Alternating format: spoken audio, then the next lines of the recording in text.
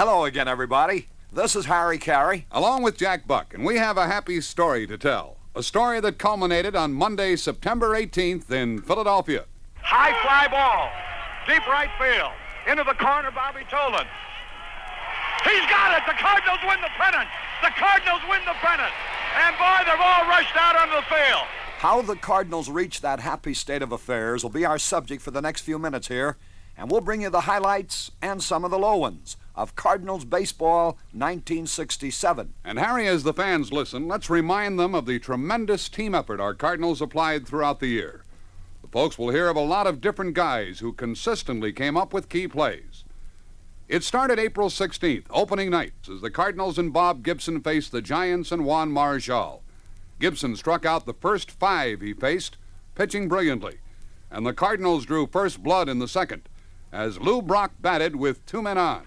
He got the first hit. Will he drive in the first run? There's the stretch. And the pitch on the way. There she goes! Way back! It might be! It could be! It is! A home run!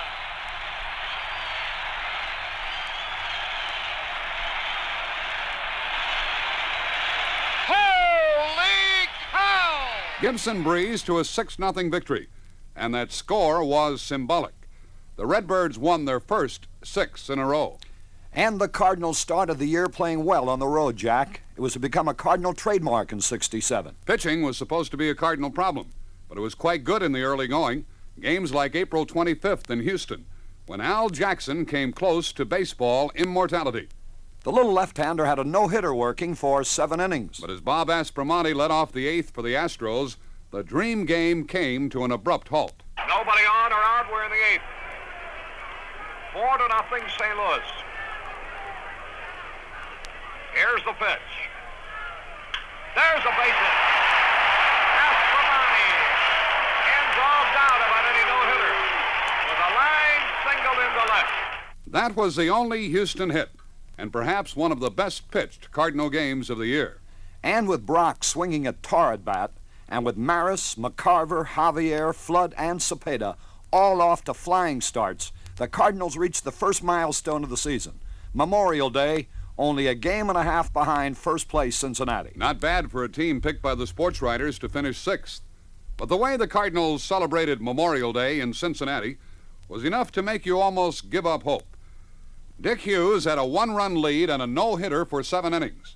But 3 fluke hits in the 8th gave the Reds the advantage as the Cardinals came up for their last swings.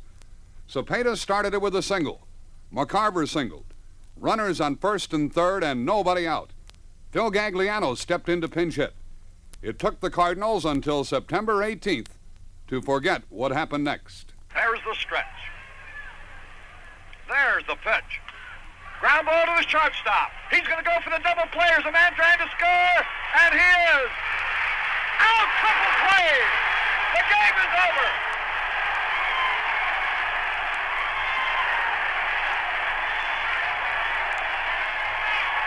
Cepeda didn't break right away. A ground ball to the shortstop. He threw to second for 1, threw to first for 2, and then the first baseman threw to the catcher for a triple play. It was a bitter pill to swallow, Jack, but the Cardinals bounced back quickly. Another trademark of the '67 team. Their next game was at home against Atlanta, and again they trailed as they batted in the 9th. This time the score was 4-2. An error gave the Cardinals a runner at second with nobody out, and knuckleballer Phil Niekro came in for the Braves. He wild-pitched Hughes to third, from where he scored on a sacrifice fly. Javier then walked, and Flood was the batter. It was really something to see. A wild pitch. Make that a pass ball. So the tying runs at second with only 1 out.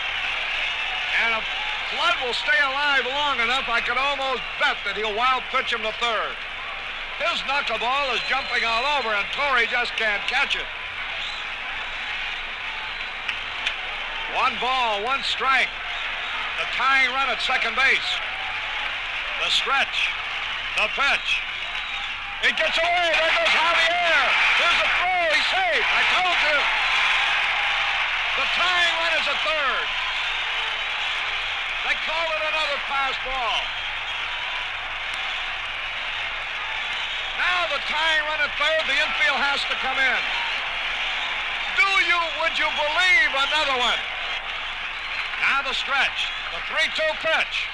Bouncing ball through, base hit. The game is tied. Holy cow. The Redbirds finished them off in the 10th. With a runner on, Bob Tolan pulled the trigger. Now the stretch. There's the pitch. Line drive left center field. Way back near the wall. Here's the winning run. He's around third. The Cardinals are going to win it. Bobby Tolan did it. Cardinals win by 4. And perhaps averted a lengthy slump in the process. But by June 10th, Cincinnati was in the National League driver's seat by 3.5 games over the second-place Cardinals.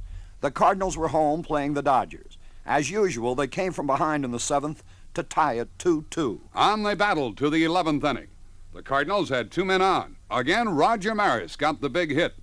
It was the kind of hit he used to specialize in. 2 balls, 2 strikes on Roger Maris. Here's the pitch. There she goes, way back. It might be. It could be. Cardinals win it. Home run. Holy cow. Roger was a happy man as he trotted around the bases, and it was a happy and hustling Cardinal ball club throughout the year.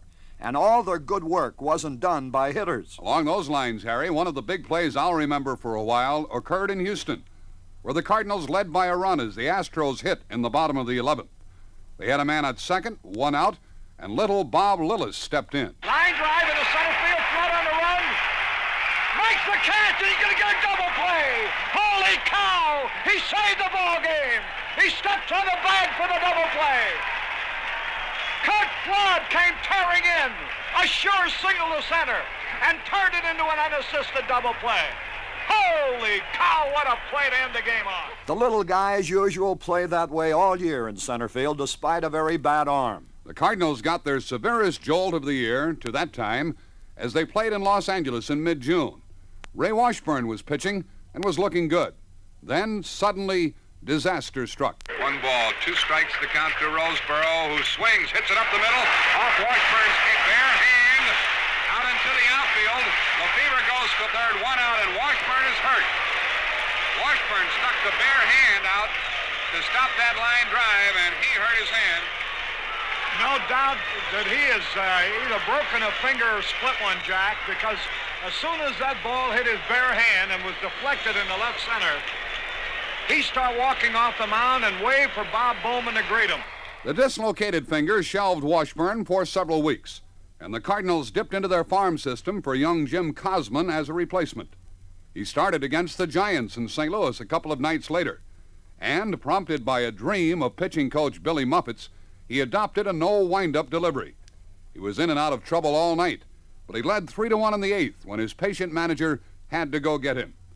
The tribute 35,000 St. Louis fans gave him was one of the pleasant memories of the year. The applause is already starting up for him. He's going to get a standing ovation, I think. He waits for Nellie Browns, gives him the ball, pats him on the back. Red pats. Listen to the hand for Jim Cosman. They're standing up.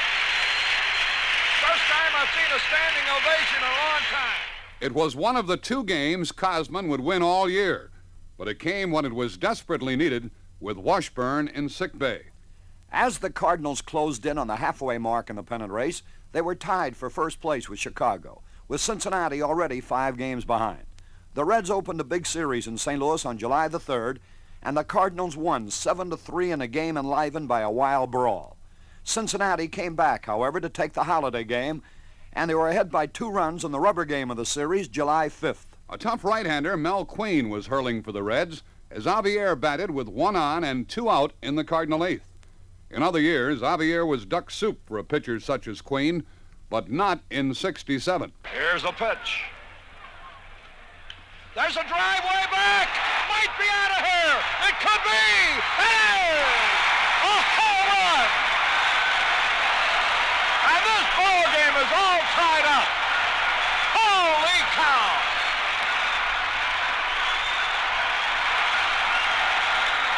Javier lined one that barely got over the left field wall. Then Cepeda, as he frequently did, came through with another game-winning hit. Here's Here's a stretch. The pitch. By a line drive up the middle. Here comes the winning run. Cepeda delivers. The Cardinals win it 6-5. Cepeda's third hit of the game. And they're mobbing him. Orlando came through. They're all jumping all over him. Don't spike him, boys. He's the franchise. Which is a good way of summing up his contributions in the '67 season. By July 15th, after the All-Star game, the Cardinals were in high gear. They led by 4 games, were playing at home on a Saturday evening, and had Gibson on the mound against Pittsburgh. The Cardinals led 1-0 as the Pirates batted in the 4th. As Roberto Clemente stepped in, things couldn't have looked better. Seconds later, they couldn't have looked worse. There's the pitch. Oh, he's hurt. Gibson's hurt. That ball hit him off the leg. A base hit. He's knocked down. Oh, he's hurt. Right on the right ankle. He's lying on his left side, and he's in much pain. And here comes trainer Bob Bowman. Oh, he was really socked. He had a broken leg, but he didn't know it, and he kept pitching, at least for a little while. There's a 3-2 pitch on the way. He fell down as he threw that ball. He's hurting. Oh, he's really hurting. He fell down that time. And he's not going to get up.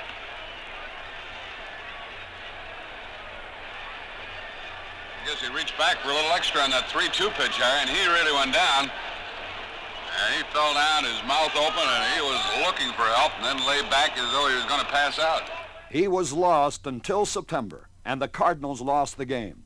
Desperate for pitching help, they acquired Jack LeMahieu from the Mets prior to a doubleheader with the New York Ball Club the very next day. The Cardinals lost that doubleheader, and LeMahieu was ineffective. From there they went to Cincinnati, lost the first game there, and saw their lead dwindle to a single game. Without a doubt, this was the low water mark of the 1967 season. And then, Jack, came one of the big games of the year. Larry Jaster against Gary Nolan in Crosley Field. The Reds got 2 runs in the 3rd inning, and Nolan had fanned 12 in the first 6 innings. But the Cardinals rallied in the 8th. They got 1 back and had Maris at the plate again, in the clutch. And here it is. There's a base hit. Here's the tying run. And the Cardinals have tied it up on Maris's clutch hit. 2-2. Roger Maris, I had mentioned that he was just leveling off. You could see him shortening his swing once he got the 2 strikes. Just trying to meet the ball. And he did as he lined a single into center field. Another extra inning thriller. In the 11th, we loaded the bases with 2 out against lefty Jerry Arrigo. Tolan was the hitter. 3 balls, 1 strike. 2 men are out. Bases jammed. Arrigo into the windup. And here's the pitch on the way. Ball 4! He walked him. Forced in the run. And the Cardinals have taken the lead. And Bobby Tolan pulled a good one. As Arrigo was winding up, Tolan tried to get him to commit a balk as Tolan walked out of the batter's box, and Arrigo's complaining about it. But the Cardinals weren't. They led by 2 again. But just 2 nights later, the race was tied up again as the Cardinals dropped the first game of a home series with the amazing Chicago Cubs. The next night, things looked good. The Cardinals led 4-2 going into the final inning. But Banks singled, and former Cardinal Ted Savage walked. 2 outs later, the runners were still at first and second as Ron Willis faced Al Spangler. There goes everybody. The pitch. Line drive. Base hit. 1 run is in. Another man's around to third. Here he comes. He's going to try. Here's the relay. He is out at the plate. Cardinals win 4-3. Holy cow.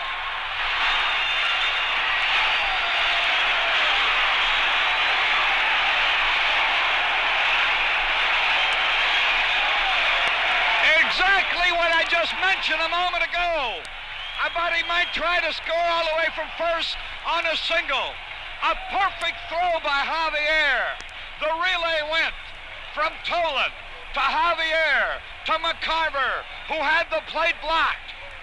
But if the throw wasn't perfect, he would have been in trouble because Savage was right in on him.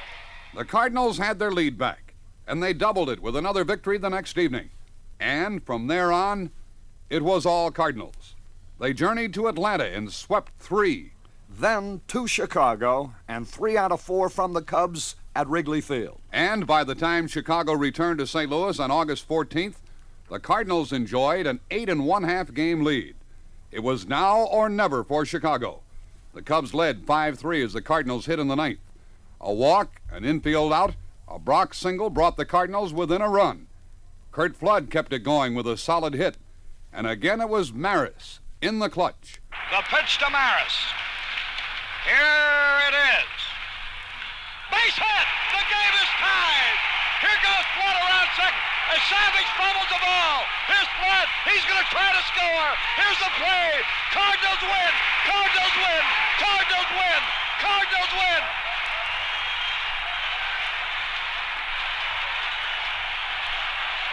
Roger Maris did it. Savage fumbled the ball. Flood kept running and beat the throw to the plate. I told you I had a feeling we're going to win this game. They led by 9 1/2. The next evening, the Cardinals again came from behind, but a little earlier. They trailed 2-0 as they batted in the 6th. Johnson and Brock were on base as Curt Flood stepped in. 3-2 pitch to Flood. On the way. Swung on, grounded to short. Johnson going to third. They throw there, and he is safe at third. Johnson beats the high throw to Santo. And Flood is on at first, and there's still nobody out. Orlando Cepeda batted next. The batter is Cepeda. Still nobody out. The infield back. Line drive, base hit, right center field. The tying run is home. Flood stops at second base, and it's a 2-2 ball game. On a line drive, single to right by Cepeda. Bill Stoneman came on for the Cubbies. He got 2 men, and then he faced Julian Javier. Stoneman ready. Pitches to Hooley. Curveball, line drive, left center field, and it is a base hit. The ball goes to the wall. 1 run is in. Here comes Cepeda. Javier heads for third. The Cardinals lead by 2, and it's a triple for Hooley. They won it 6-4 and led by 10 1/2. The following night, the script was again thrilling, with another Cardinal come-from-behind effort. This time, the Redbirds trailed 3-2 in the 9th. 2 men on, 2 men out, and Javier hitting. There's the stretch. Here's the pitch. Ground ball to short. That ought to end the game. The throw to first. Save! He beat it out. The bases are loaded. The bases are loaded. Javier streaked down that line. And the Cubs are really arguing. And Phil Gagliano comes up with the bases loaded. How about a wild pitch? How about a pass ball? How about a base hit? There's the stretch.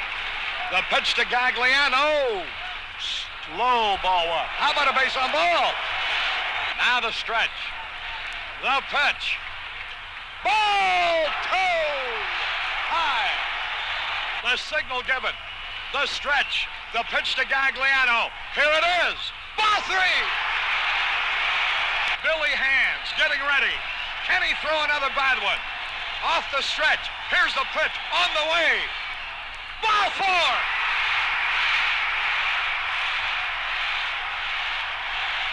Gagliano walks. The Cubs are really arguing. Cepeda dances across the plate. Cha-cha-cha. This game is tied. Alex Johnson finished him off. The stretch. The pitch. Line drive. Up the middle. The Cardinals win. The Cardinals win.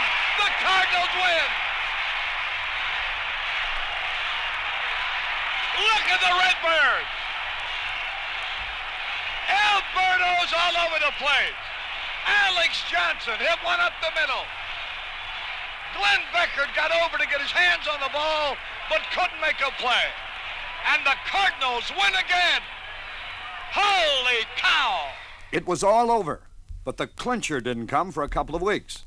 In the meantime, Bob Gibson returned to duty and pitched like he had never been out of action.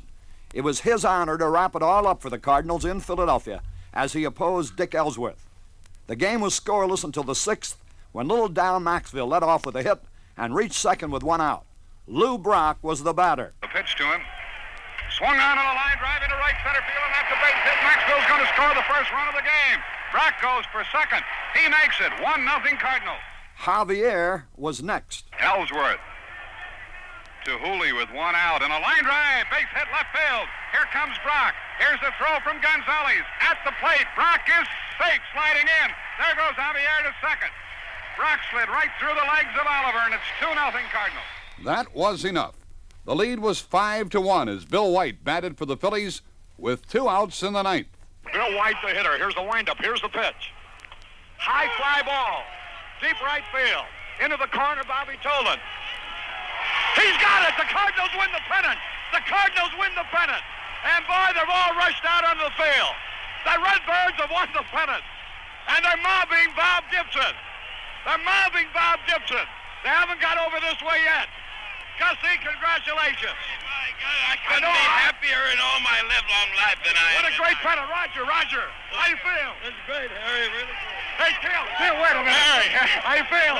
Great, Harry. What do you say? Where's Gibby? Team, Hey, Gibby. Hey, hold him. Gibby. Great game, Gib. Thank you, Harry. Thank you. I said you'd shut him out. Yeah, boy. Well, I tried, but I just didn't do it. The clubhouse bedlam easily matched the on-the-field celebration. Leading the party as he led the ball club throughout the year was Alberto Numero Uno Cha-Cha-Cha. Hey, Orlando, let's have a serious conversation. Yeah. You gonna play ball in Puerto Rico this winter?